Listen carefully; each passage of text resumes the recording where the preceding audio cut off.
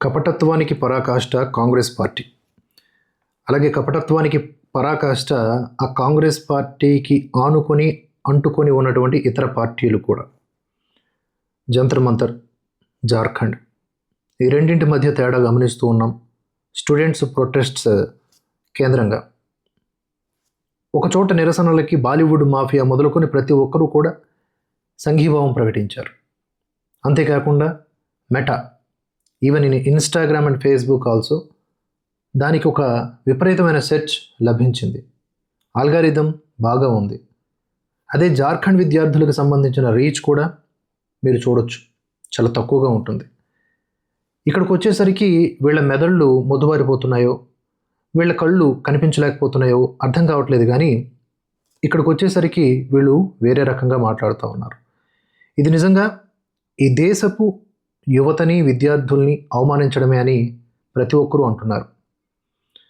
From the Ranchi, addressing a press conference, Jharkhand finance minister Radhakrishna Kishore ఆయన ఏమంటున్నారంటే, the Congress party demands CM Hemant Soren conduct an enquiry and take legal action against those people who came from outside and tried to defame the students movement. ఢిల్లీలో జంతర్ మంతర్ కేంద్రంగా నిరసనలు దేశవ్యాప్తంగా ఉన్నటువంటి వ్యక్తులందరూ వచ్చి చేశారుగా. మంచి చెడు పక్కన పెట్టండి, అందులో క్రిమినల్స్ కూడా చొరబడ్డారు. కానీ అవన్నీ పక్కన పెడితే నిజమైన విద్యార్థులకు న్యాయం జరగాలనుకునేటటువంటి వ్యక్తులందరూ అక్కడికి వచ్చి చేరారుగా.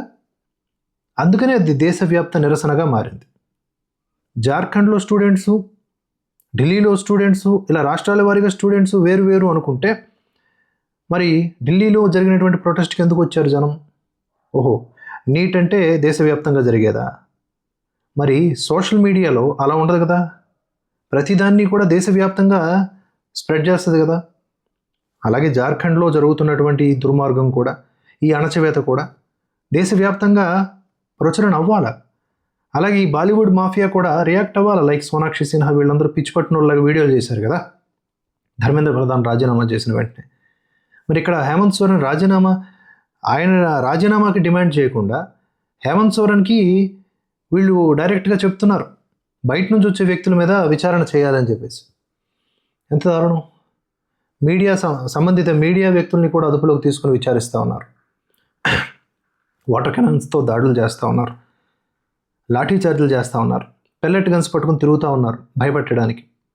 కాల్పులు జరగకపోయినప్పటికీ పెల్లెట్ గన్స్తో మీరు కనిపిస్తున్నారంటే అది ఒక రకంగా ఏ చర్య అనుకోవాలి. జంతర్ మంతర్లో ఎవరైతే నిరాహార దీక్ష అంటూ దిగారో వాళ్ళందరూ 25 రోజుల తర్వాత కూడా నిగనిగలాడారు. కానీ ఇక్కడ నిరాహార దీక్ష దిగినటువంటి విద్యార్థులందరూ కూడా రోజుకి ఆరోగ్యం సన్నగిలుతోంది. అటువంటి వేళ ఈ విధమైనటువంటి కామెంట్స్ ఇక్కడ జార్ఖండ్ ఫినాన్స్ మినిస్టర్ చేయటం అనేది అత్యంత శోచనీయం. వీరి కపటత్వానికి ఎవరు సాటిరారు. జంతర్ మంతర్లో దేశం మొత్తం నుండి ప్రజలను రప్పించి నాటకాలు ఆడించిన తర్వాత ఇప్పుడు ఈ నీచులు జార్ఖండ్లో విద్యార్థులకు మద్దతుగా బయట నుంచి వచ్చిన వారిని విచారణ చేయాలంటున్నారు అంటూ సోషల్ మీడియాలో పోస్టులు వెల్లువెత్తుతూ ఉన్నాయి.